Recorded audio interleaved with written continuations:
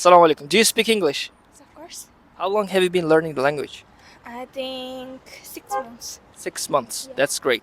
We're going to continue in Uzbek. Uchta o'zbek tilida gap beraman. Ingliz tiliga hech bo'lmasa ikkitasini tarjima qilib bera olsangiz, 100 ming yutasiz bo'ladi. Deal? Okay. Birinchisi, men hozir o'qiyotgan kitob juda qiziqarli ekan. I'm reading book now. It's interesting. Men kitob o'qiyapman, u juda qiziqarli emas. Men hozir o'qiyotgan kitob juda qiziqarli ekan. I have reading book. Yeah, I don't know. Okay, ikkinchisiga o'tamizmi? Okay. Biz ular nima qilishayotganini bilamiz. We are know. They nima qilishayotgani?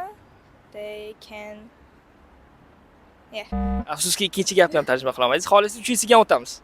Prosta ko'rishga. Avtobusni kutayotganimda yomg'ir boshlandi. When I'm waiting the bus, raining. Bu safar nasib qilmadi. Menimcha xudo xolis keyingi safar.